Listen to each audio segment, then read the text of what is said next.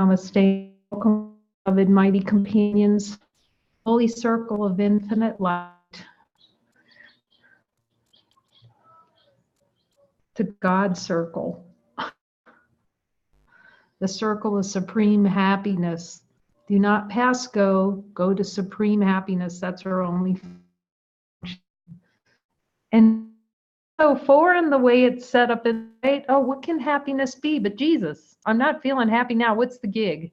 Well, we give him a little bit of time and he starts to show us how we really deny something other than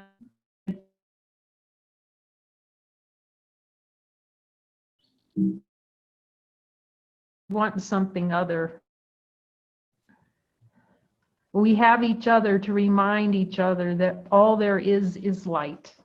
We start with infinite light of divine being and just see these denials. And it's really beautiful with Julia today. In that session, we have spontaneous, and we'll probably have more of those. It'll be totally whatever Jesus says, we're going for it. You see how happy you are even asking. You start to, once those objections, we see through all the little niggling objections, so I'm not going to go, and you can see that reflect Mighty's going, no, I'm joining.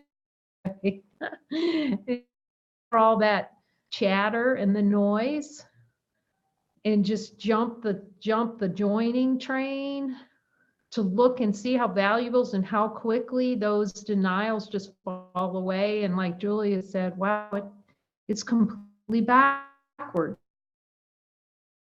That everything in terms of the thought, the idea that something's happening to a me. And as soon as it's seen that that miscreation, wait a minute, that I do have that desire. Like as soon as we're admitting it, things will start to flip, because then you just lock down. I don't know, something happened. A decision. That's what happened. Nothing happened. A decision to cease to deny, cease to make decisions against divinity. That's what happens. It's like all in. No more toe dipping, going over the pool. Well, let me just see Jesus. That is a slow road to supreme happiness. That's a slow road, where this is just take me right to, do not pass go, right to desire. Show me which desire, he'll show you which miracle needs to be performed. Not even an assumption about miracles. Even if we feel a twitch, just say, Jesus, do I need to look at that? He goes, yes. Is it the most? He's going to use time the most effectively and efficiently. Efficient and effective. That's why we go to him immediately to ask him, okay, what is it I need to see? And then how to look at it. There aren't even too many questions to ask. Okay, how do I look at this? What's the best way? What do I do first? Like you don't even know anything about it.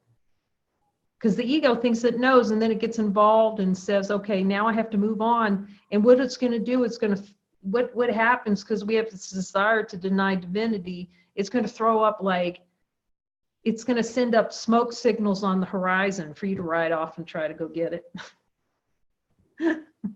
And just stay with that one thing at a time that he says, okay, Jesus, do I have a desire for experience of sacrifice or specialness or whatever it is? Is this what I'm to look at now or something else? If he says yes, then just hone in on that.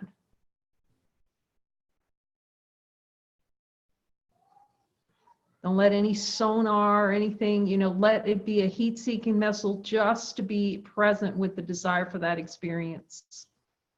Ego's going to throw out, and then I did this, and you just ignore all that. Jesus, do you want me to look at this still? And sometimes we need, as I've said before, we need a miracle just to be willing to look. Jesus, I need a miracle just to be willing to look. So we can admit it, we don't want to look. And ask for a miracle for not looking. Help me through it. Help me through it. I really don't want to look. You can't even admit. That's an admission, at least. I do not want to see what I denied. I do not want to see it. I do not want to see it. Even if it's that. Like, I don't want. At least that's admitting that we don't want to see that that we're denying ourselves infinite light. That we want the denial of the denial. It's a starting point. This is really deep looking, and as you'll see, as he will bring you to something and just stay on it like a hound dog with Jesus. That's it. Do not be tilted sideways. Just say, okay, show me how I want it, and show me again how I want it until that energy clears.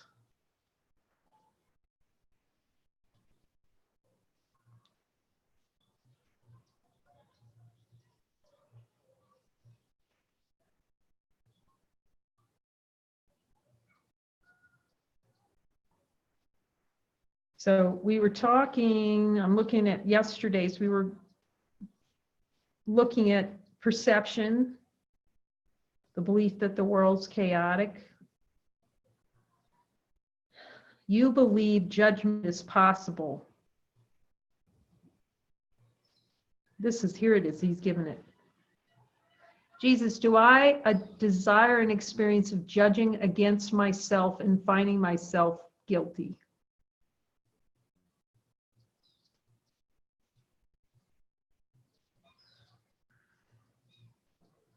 Can I ask for a miracle? He says, look at that desire to judge, the energy of wanting to judge yourself.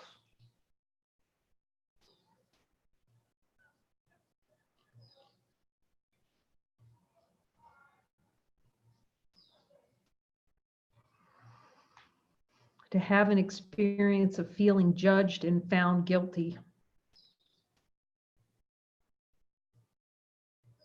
Is there any energy around that? I'm willing to just look at it.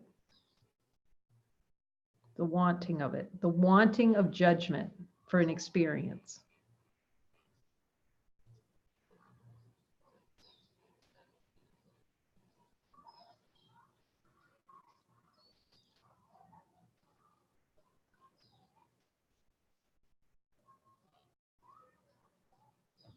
Then ask him again, Jesus, are we complete with judgment? He's saying, look again.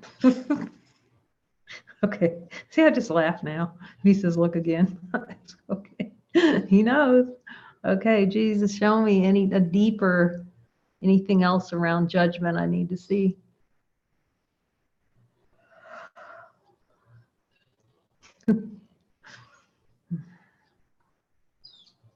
And we were talking about the day. It's so nice not to get all involved in the traffic of guilt. So he's saying, do not go out in the crosswalk and get run over by a car over there. He's saying, stay over here with me and see what's generating. Where's the power source for this experience? That's what we're going to. We're going right to the power source for the desire to just generate this plethora of suffering. The mushroom cloud of suffering. So you start with infinite light. Show me that. Show me right where the miscreation is. It just, I want to. I want death. I want death. You'll see it. He'll bring it to them. And then just laugh about it with them. We have to learn. I'm asking Jesus, yes, learn to laugh about it. Remember, he said the world's going to end in happy laughter. Like, why not now? How do we just assume it's already happy laughter and work from there? Okay, let's see. Anything? Yes, I just can't even. I mean, it gets to be so fast. You hear them like a lightning bolt. Jesus, do we look at yes? Do we look at judgment again? Yes. Okay. Show me any more energy below my level of awareness to experience of judging myself.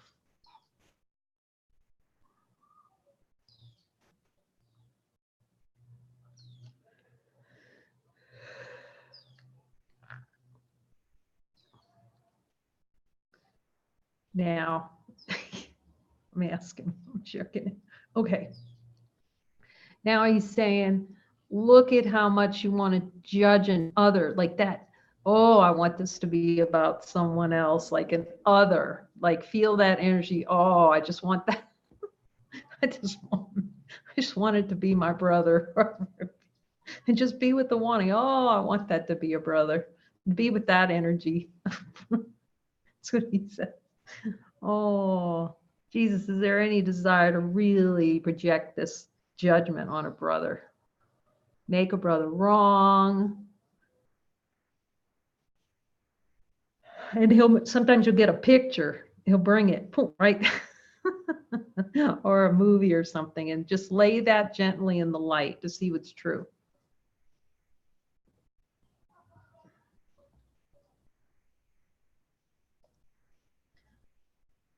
He says, keep going. So it's like, Jesus, I'm willing to see the next level. I'm willing to go deeper with you. Show me that itch, that wanting to experience judgment against myself or my brother.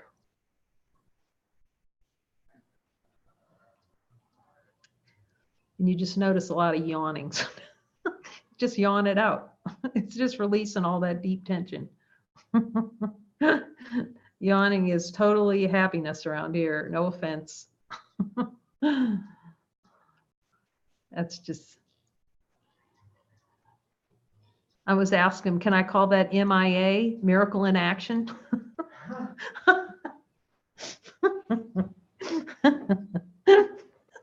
He said yes. Hashtag miracle in action. Did you get that? Quarter of all our hashtags. Okay. Miracle. Okay. Miracle. And can we ask for a miracle on this? He says no. We have these. See, I'd start laughing. Okay, so there's something left below this.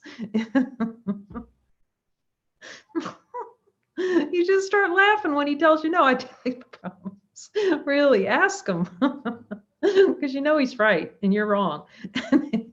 Okay, so we need to look at judgment some more. Oh, yeah, he's bringing just a slight, the judgment desire for an experience to judge against God. God's doing it to me, bastard out there.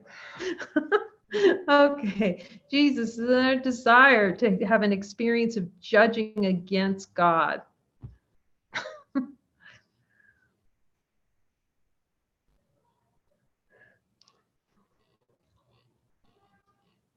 He said, yeah, he's given me the, until you see how much you really want to judge God, there's no place to go.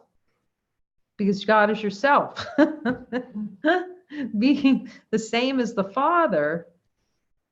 And by the way, it's not arrogant to say that in sincerity. I and the Father are one. That's where we're headed. We're so busy running from God. It's not the problem. In the light of divine being and honesty of God, are we one with the Father?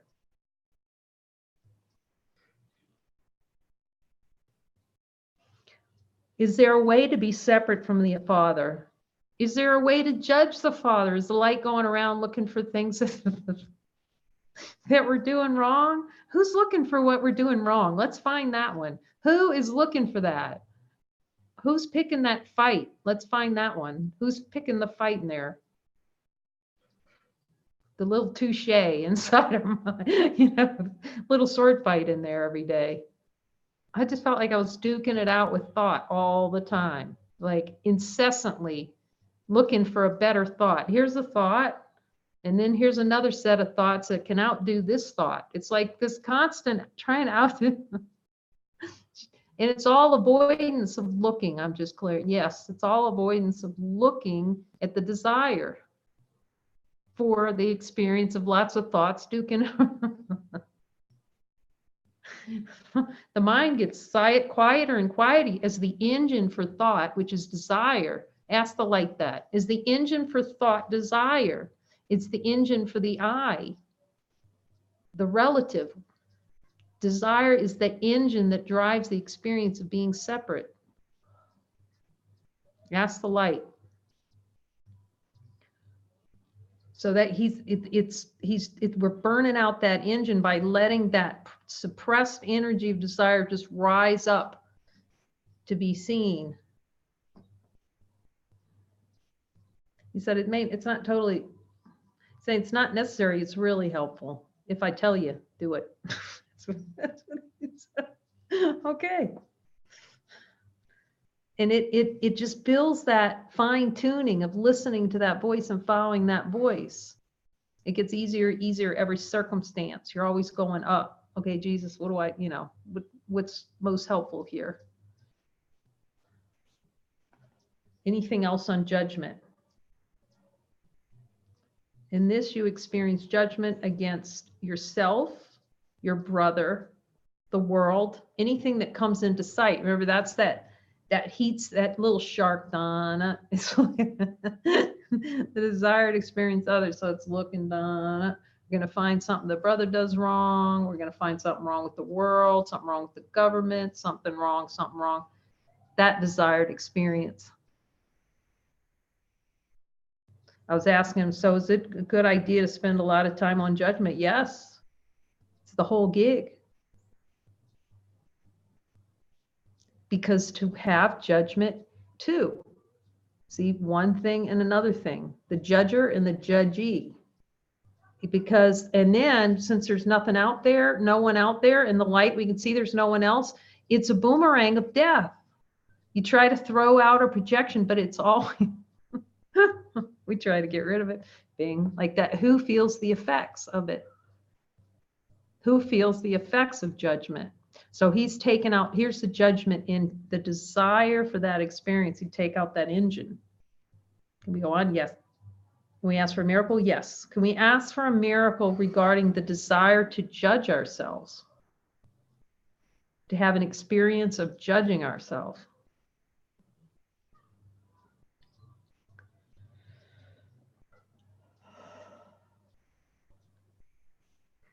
Just release that energy. Just place that energy of, oh, I want that judgment, place it in the light of infinite being. You can hear in these sessions how beings are talking about how it just like dissipates. So we don't feel so contracted, because we're not contracted. We're infinite beings, but we're playing contracted through these desires to experience. You believe false perception is true. Thus you desire an experience in which false perception feels true. We were kind of talking about perception yesterday, weren't we? Yes. And it's interesting because yesterday the sentence was, you believe perception is true. And he says, you believe false perception is true. And as I said before, I've really, like, you think you cleared one of them, and then you go to that little bit of different wording with Jesus and you go, that's still in there, isn't it? And he's going, So I just go through each one. I trust every line he writes in that text. I'll look at it carefully. Thus you desire an experience in which false perception feels true. Let's ask him. Jesus, is there a desire for an experience of false perception feeling true?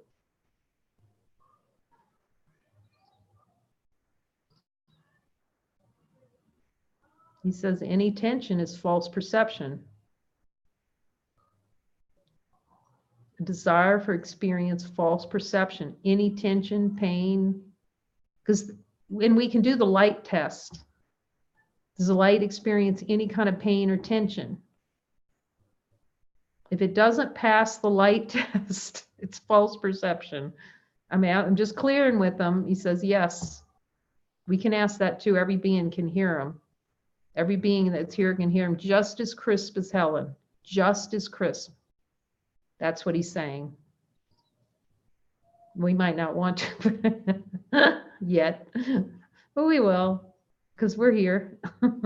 And you see, your happiness depends on it. You just like glom on to everything he says all day long, especially because you can ask him all kinds of questions. It's really helpful. Okay, false perception. Is there anything else to see false perception, Jesus? You see that releasing the desire and looking at desire for that perception, false perception, and looking at all the desires, the false perception falls away.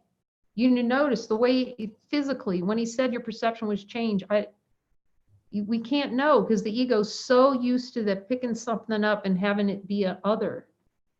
So aware, there's like awareness of other in everything you touch.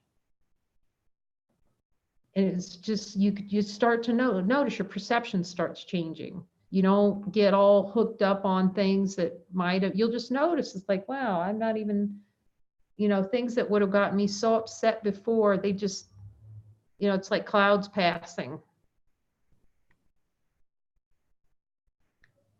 Do I desire an experience in which false perception feels true and true to me, thus true to you? Yes, okay. Can I see the energy of that?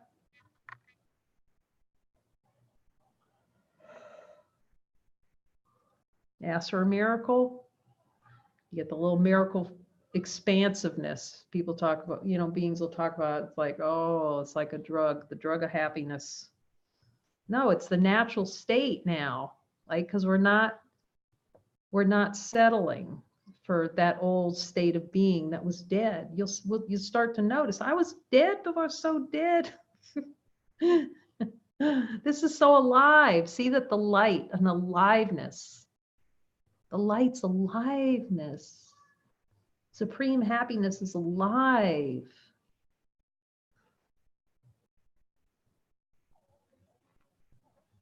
The ego is waiting for the next shoe to drop, which is really, it's the next opportunity to feel dead, to feel unhappy or miserable or something wrong with the world, or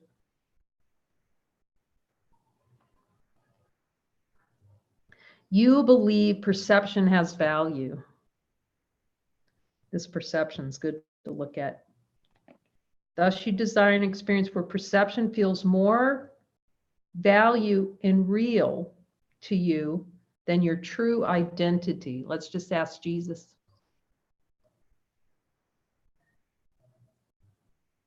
Is there any desire in there still remaining? Perception feeling more valuable than light. Willing to see it.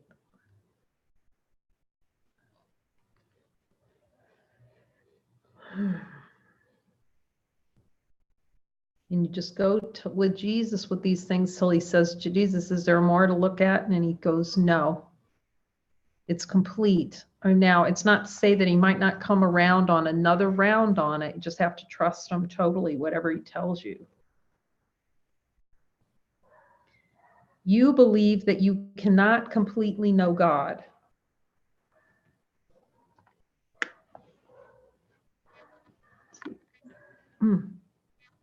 Thus, you desire an experience in which you do not completely know God. Let's ask him. Jesus, is there a desire for an experience where I do not completely know God? That's not to know ourselves. Jesus, is there a desire not to know myself as infinite being? Okay, show me that desire.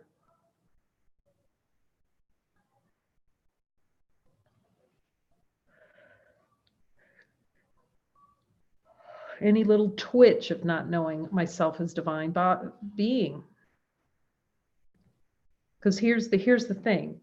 You believe you cannot completely know God 24/7. You desire an experience not to know God 24/7. Ask Jesus. Do I have a desire for not to know God? Okay, I'm willing to see it.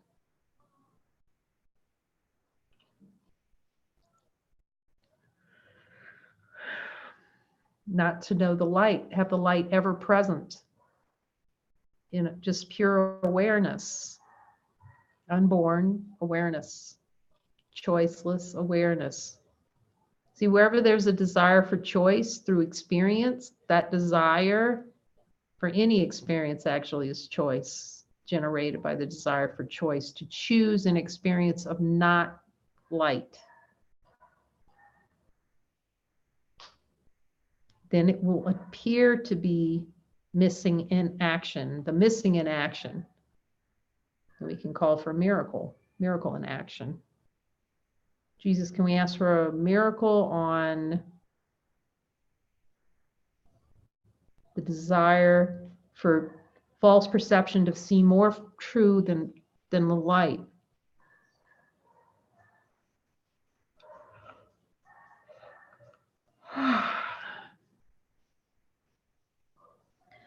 Which has no perception and places no value on perception. Let's just check in with the light. Does the light place any value whatsoever on perception?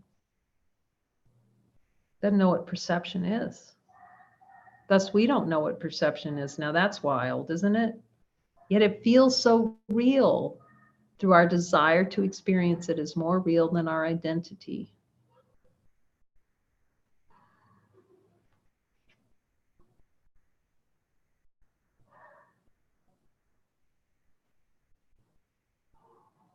And we talked about this, you cannot completely know God. We're going to look at this again. Thus, you desire an experience in which you do not know yourself. Is there a desire not to know myself as divine being? And look at that again, below my level of awareness. Can I give that desire over to you, or a miracle?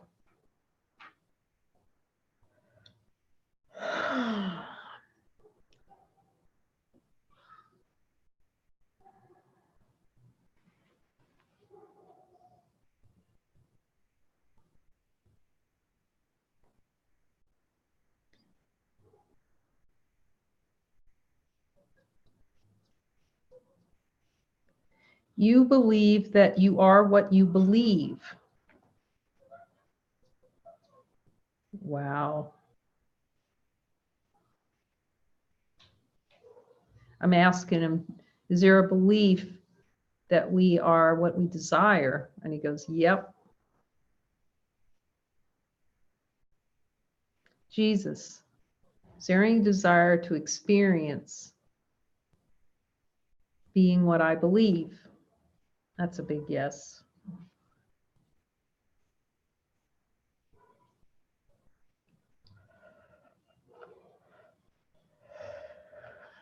Willing to look at that in the light. The wanting to have an experience of being what I believe. See, that's the whole ego. It's just a cluster of beliefs.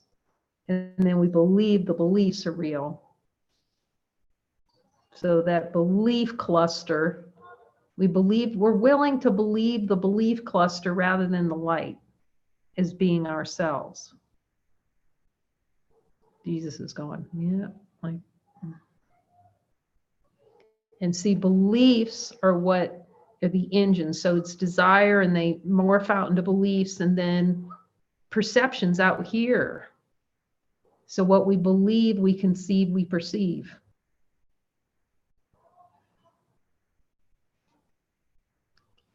So that itch to believe. Do I have an itch to have a bunch of beliefs? And here the yes. Okay, can I give that? The desire for beliefs that deny divinity.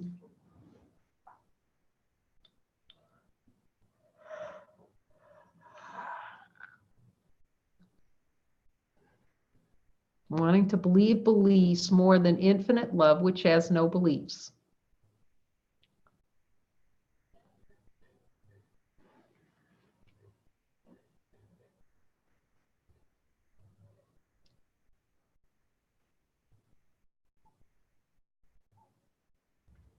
You believe I am more powerful than you.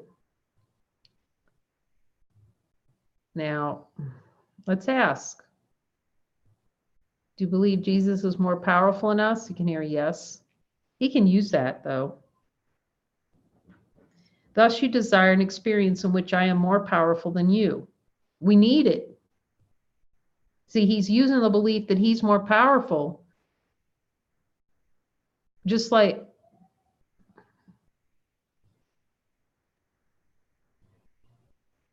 because it's helpful. But ultimately, we have to see him as our brother. The same, because he's one. There's only one. He says, This can be helpful for a time, yet it can only be seen that we are the same in timelessness. See, sometimes that's the way the ego is going to generate fear about Jesus by saying, oh, he's powerful, he's going to do something to me, you know, that kind of. When we look in the light of divine being, is the light doing anything? Is the light interested in anything other than perfect happiness for us? And here the answer, it doesn't know anything other than perfect happiness.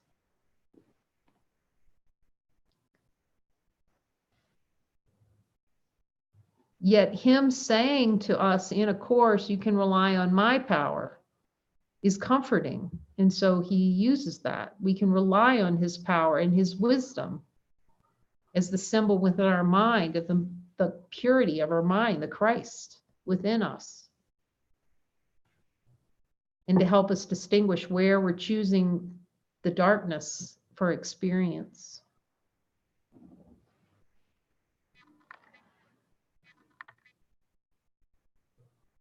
Is there anything else we need to say on this, Jesus? You believe I am more powerful than you. He says, when you accept the denials, see, the desire to deny yourself, you will start accepting more and more of your power, that you're denying your power. You'll see that ship flip. Because we really don't want to see the miscreation, that we miscreated it. Jesus, do I not want to see the miscreation? Am I willing to see the miscreation fully? Help me have a miracle so I can just look at it dead on and just see that it cannot exist in the light of divine being. No miscreation can survive in that, looked at directly.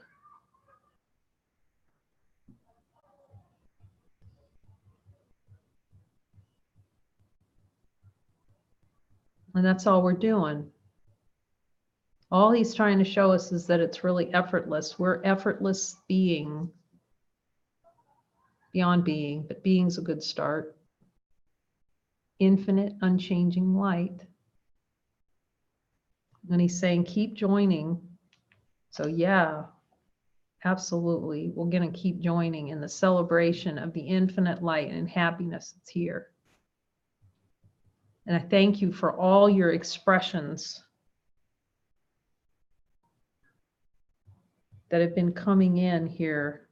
I'll just check on one, I'll see if I have Messenger on here. And I can see if I can pick up what's been coming in on the pipeline.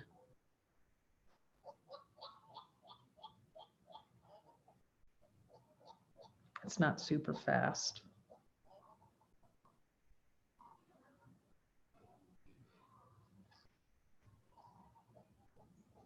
For us to look at. Okay. From the intention not to cherish private thoughts and not to please people, I'd like to share something. I just had an opportunity to listen to the conversation with beloved brother Jesus. While listening, an emotion of jealousy struck me. The feeling of being short, the desire for victimization, the feeling of being inadequate came from the thought that I do not hear the voice of Jesus while you and many do hear him. At least not that clear and not obvious to me. I asked Jesus for a miracle and I can almost immediately accept the correction. Hallelujah chorus. It suddenly came so clear to me that I really had a desire for victimization. I wasn't aware of that before. I'm so grateful this has been revealed to me. I'm enormously grateful to Jesus and almighty companions for expressing love, love which is our true reality. My heart is always with you. Where else could it be? Boundless blessing. So much love in that. To see through the denials. And also just keep joining, because you can hear. All of you can hear. Everyone can hear. That's the whole purpose while we're called to these light circles, is for that light training with each other. Listen, say what he says. Listen, just practice. It'll become more and more clear. in the light circles. I mean, you're seeing the representatives come up, and sometimes maybe you might feel a little discombobulated or whatever. The ego gets a little, just ignore all that. Step into the light circles anyway. Because you can hear them very, very clearly. All of you, everyone can. And it's our function to express the divine light of being. And that's the celebration of life everlasting. Amen. He's saying it so explicitly over to me to say that, to say, it's, you know, it's our function.